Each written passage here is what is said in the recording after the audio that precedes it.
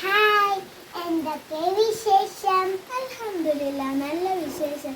അല്ല, നീ എന്താ ഞാൻ സലാം പറഞ്ഞപ്പോൾ മറക്കാതിരുന്നത്? അതൊക്കെ ഓൾഡ് ഫാഷൻ അല്ലേ? അതൊക്കെ പോട്ടെ, നീ ഇപ്പോൾ മദ്രസയിലൊന്നും പോവാറില്ലേ? മദ്രസയിലോ? പണ്ടിത്താന്റെ കൂടെ പോവാറുണ്ട്. ഷോ, മദ്രാസിലല്ല, മദ്രസയിൽ പോയിട്ടുണ്ടോ എന്ന്.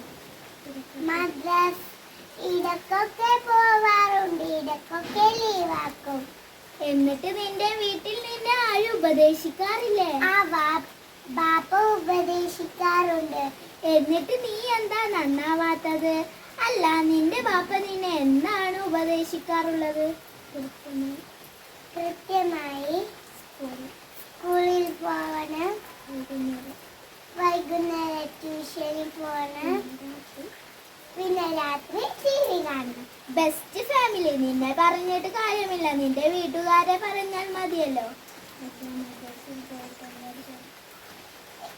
പിന്നെ മദ്രസയിൽ പോയിട്ട് എന്താണ് കാര്യം? മദ്രസയിൽ കുറെ കാര്യങ്ങൾ പഠിപ്പിച്ചു തരുന്നു.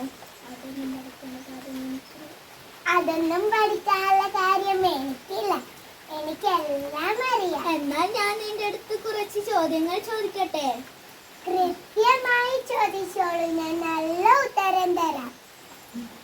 കുളിയുടെ ഫർളുകൾ ഏതെല്ലാം?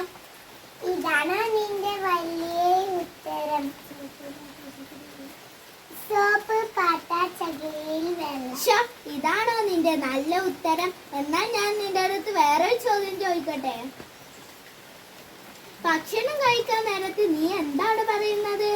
ഉമ്മ, ചോറ് താ. ഇതാണോ നീ ഭക്ഷണം കഴിക്കാൻ നേരത്ത് പറയുന്നത്? ഓ, എന്തൊരിത്.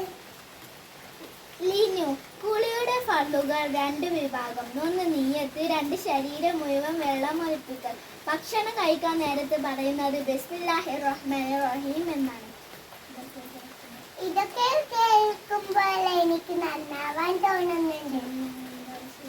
ഇനി ഞാൻ എന്താണ് ചെയ്യേണ്ടത്? ഇനി നീ എല്ലാ ദിവസവും കൃത്യമായി മദ്രസയിൽ വരണം.